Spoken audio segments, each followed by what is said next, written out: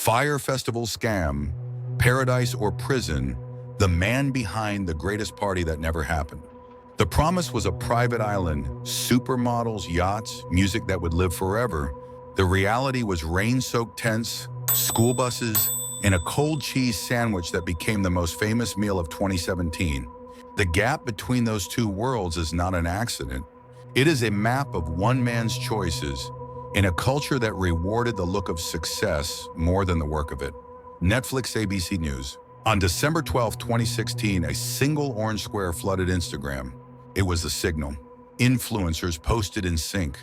A modern flare shot into the sky, and within hours, the world believed a paradise was waiting in the Bahamas. Tickets ran from hundreds to thousands. The story began as a color on a screen. That color pulled in investors, then fans, then friends. It sold a feeling, not a festival. Netflix HTTPS, social book you optimize, technology solutions. The location had a legend, Norman's Cay. Whispers of a drug lord passed, a place that made danger feel glamorous. That line alone pushed curiosity into fever. There was only one problem. The owners had said to never use that name. The rule was broken. The deal vanished. The island was gone.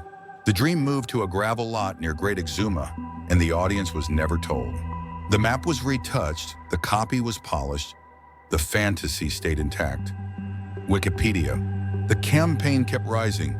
Kendall Jenner, a single post, $250,000 reported in filings, a caption that hinted at stars who would never arrive. The orange tile was not an invitation. It was evidence of a machine. The likes were numbers. The impressions were numbers. Investors saw those numbers and wrote checks. The hype did not just sell tickets. It raised capital. It made a fragile vision look inevitable. Forbes Vanity Fair. Then the flights landed. Then the storm hit. Then the tents leaked. Then the luggage was dumped in the dark. Blink 182 backed out. Security thinned. Food ran short. One photo of bread and cheese turned into a verdict. The internet that built the dream dismantled it in a day. A tweet became a timestamp for hubris. People laughed, then asked the same question. How did this get this far? ABC News. Behind the orange square was a person. Billy McFarland. He sold access, then status, then miracles. He forged reports, inflated bookings, and told investors that revenue already existed. The federal case called it wire fraud. The sentence was 6 years and a forfeiture order over $26,113 worth $6. Paradise or prison. For him, both were real. For everyone else, there was only the bill. Justice.gov Mod 1 Federal Bureau of Investigation. Do not blink, because this is not only a story about one festival. It is about why smart people believed, why famous faces said yes, why thousands pushed by now and never looked back, why an orange square could pass as truth. Stay with me. Fyre Festival Scam, Paradise or Prison, the man behind the greatest party that never happened. The answers are on the beach, in the filings, and inside the phones that turned on each other. The reckoning starts now. Billy McFarland grew up in Short Hills, New Jersey, one of those places where success was not only expected, but displayed. His parents worked in real estate, his home life surrounded by the language of deals, property, and projection. At Pingree, a private prep school, he already carried the aura of ambition. He wanted more than grades. He wanted recognition. He went to Bucknell University, but lasted only a semester. Dropping out felt like a rite of passage, echoing the stories of tech geniuses who left college early. To Billy, it was not failure, it was branding. He was no longer a student, he was a founder. His first startup, Spling, was an online ad platform that never found an audience. But it taught him something. If the product lacked originality, the pitch could still shine. The lesson was clear. Ideas mattered less than image. By 2013, he launched Magnus's, a black metal membership card marketed to young professionals in New York. It promised access to exclusive concerts, private events, and the kind of luxury experiences that filled Instagram feeds. What members really bought was a feeling that they were insiders. Magnus's attracted thousands, but cracks soon showed. Benefits were inconsistent. Promises slipped. Yet Billy told investors he had sold the company for tens of millions, a lie that helped him look unstoppable. The truth was, Magnus's was less a business than a rehearsal. It was the prototype of a strategy: sell exclusivity, build hype, delay delivery, and keep the illusion alive as long as possible. What mattered was not what customers received, but what they believed. Then came the partnership that changed everything. A meeting with Jeffrey Atkins, known worldwide as Ja Rule. The rapper was past his chart-topping years, but he carried celebrity credibility. To Billy, Ja Rule was more than a partner. He was the missing ingredient, the cultural magnet that could make investors listen and fans pay attention. Together, they launched Fyre Media, a talent booking app meant to bypass managers and agents. The app itself had potential, but its purpose was overshadowed. It became the stage for something much bigger: the Fyre Festival. The festival was never just an event. It was a living advertisement for the app, a fantasy designed to make headlines, to show the world what Fyre could be. Behind the glossy images, though, stood a man who had failed before and learned the wrong lesson. If you look powerful enough, no one checks the foundation. The influencers, the models, the celebrities, they were the pieces of his puzzle. He knew his audience: young, affluent, status-conscious, people who would buy not a product, but an image of themselves reflected back through glossy screens. That was the setup. A man from privilege, with charm as his weapon, a celebrity partner to legitimize him, and a generation primed to be sold the dream of belonging. But under the golden glow of the Instagram Reels, a shadow was forming. Promises made in boardrooms were built on numbers that didn't exist. The countdown had already begun. The illusion of Billy McFarland's world was polished, but the cracks were always there. In Magnus's, members complained of perks that never arrived, concerts that were canceled, partnerships that only existed on glossy decks. In New York, whispers grew. His card was more smoke than substance. But Billy knew how to drown out doubt, with charm, with promises, with just enough of a show to keep people leaning forward. Behind closed doors, his numbers rarely matched reality. He claimed thousands of bookings when only a handful ever took place. He bragged of personal stock worth millions when his brokerage account barely cleared $1,000. He told investors his ventures had been acquired for vast sums, when in truth they were drowning in debt. Each lie was a brick stacked carefully to hold up the image of a young mogul on the rise. Those around him saw the warning signs. Employees noticed late payments, shifting stories, extravagant spending that had no clear source. Some quietly left. Others stayed, seduced by his energy, afraid to lose proximity to the dream. One insider later admitted, he rewarded belief and punished reality. It was the perfect environment for denial. Then came the festival plan. Industry veterans warned. The island lacked infrastructure. The timeline was impossible, the budget a fantasy. They told him he would need $50 million in a year of preparation. He had neither. But instead of slowing down, he doubled down. The solution was not to fix the problems, but to hide them. The marketing campaign became his shield. If the internet still believed, then perhaps investors would still write checks and staff would still push forward. But with every day, the foundation weakened. There were no villas being built, no stage equipment secured, no contracts firm enough to hold.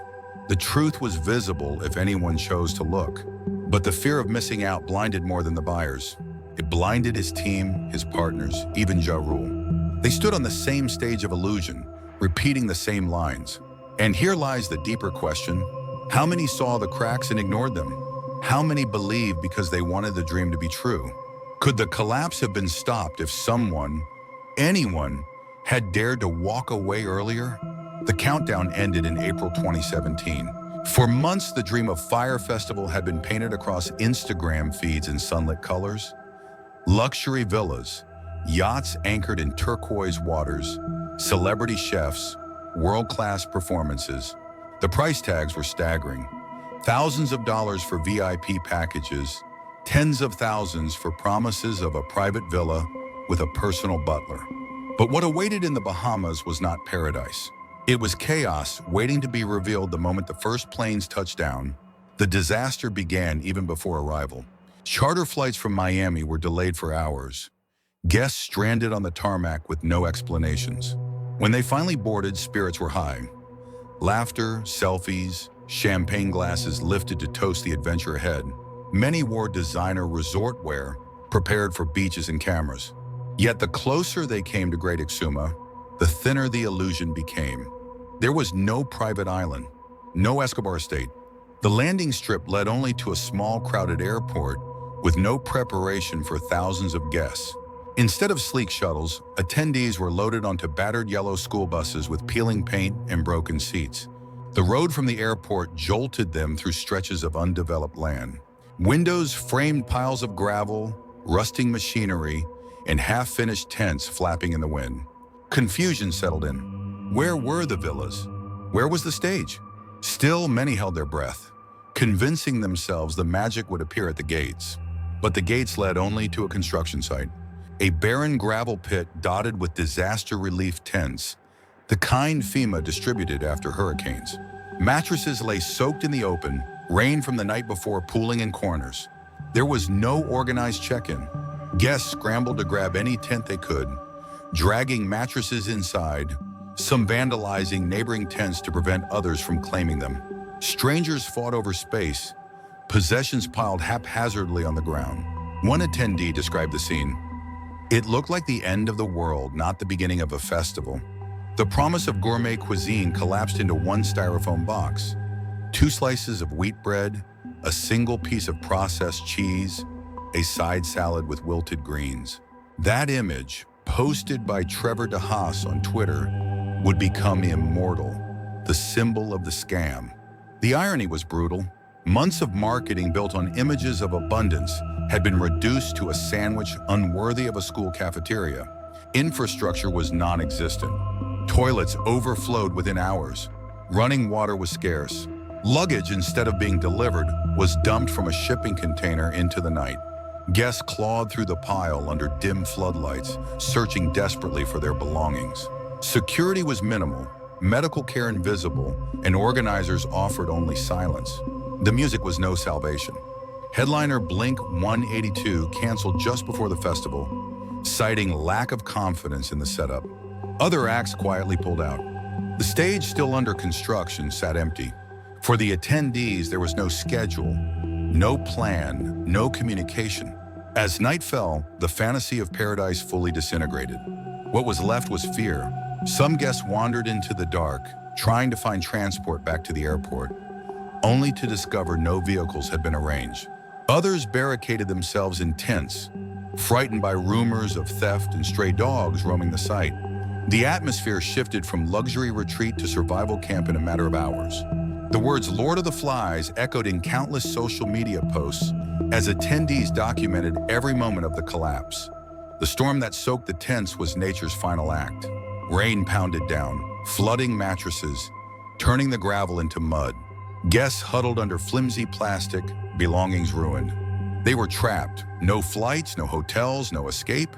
The glamorous vacation had mutated into a nightmare, captured and broadcast by the very devices that once spread its promise. The most haunting detail was not the tents or the sandwich, but the silence of those in charge. McFarland remained unreachable.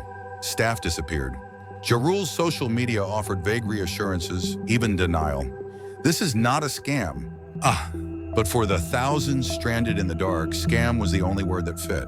The tragedy of Fyre Festival was not only logistical, it was psychological.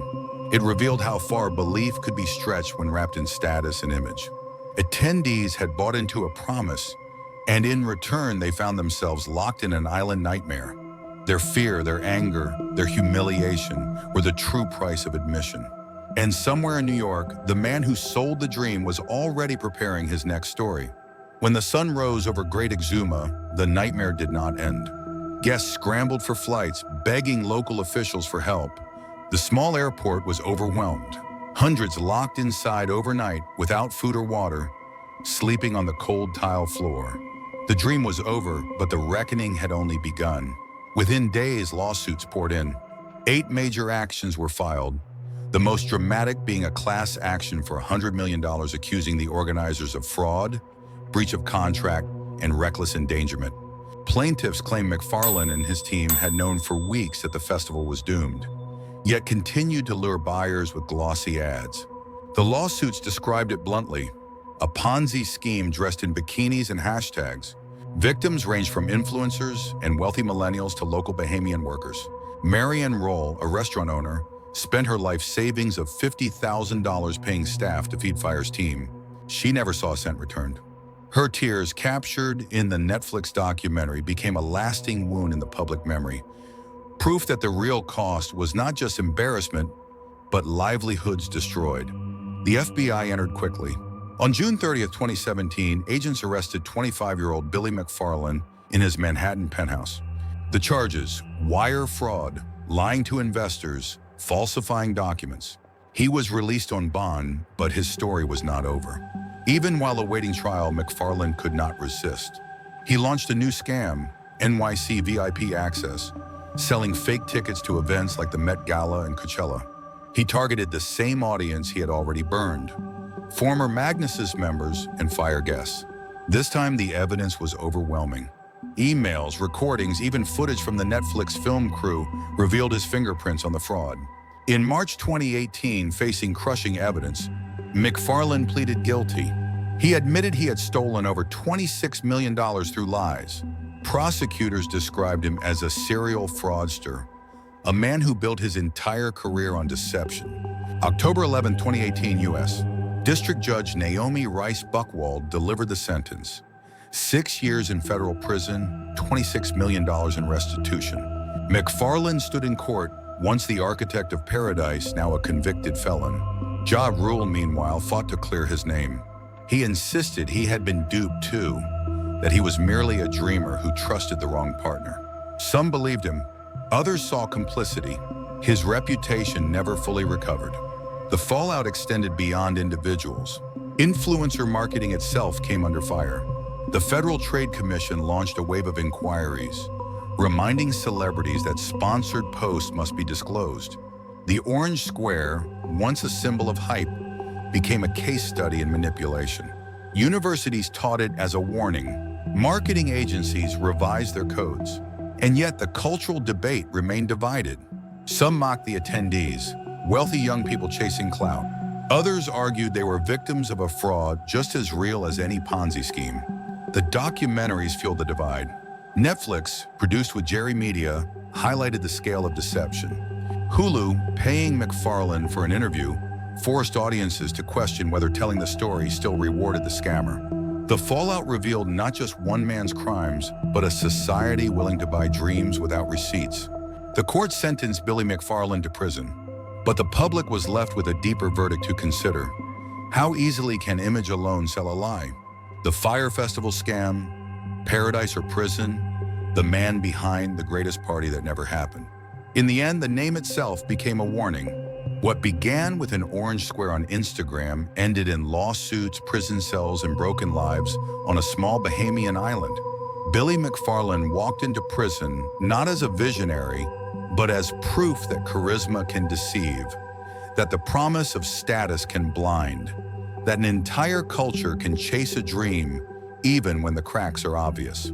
His sentence, 6 years, was short compared to the wreckage he left behind. Investors lost millions. Workers lost savings. Attendees lost trust. But the legacy is larger than one man. Fyre exposed the machinery of influencer culture, the fragility of social media hype, and the willingness of people to pay not for reality, but for the illusion of belonging. The cheese sandwich, the FEMA tents, the desperate scramble for escape, they are no longer just images of failure.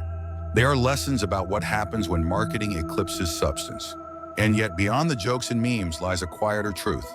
The locals who labored without pay, the restaurant owner who lost everything, the staff who believed too long, they are the forgotten victims, overshadowed by the spectacle. Their pain is not funny. Their loss is not content. So the question remains, who do you see when you think of Fyre Festival? A clever scammer who fooled the world? A reckless dreamer crushed by his own ambition?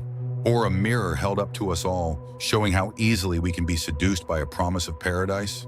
Paradise or prison? Illusion or truth? Billy McFarland's story reminds us that sometimes the most dangerous fraud is not the one told by others, but the one we tell ourselves when we want the dream to be real. If you want to uncover another story where ambition and deception collided, shaking an entire generation, don't miss our next episode.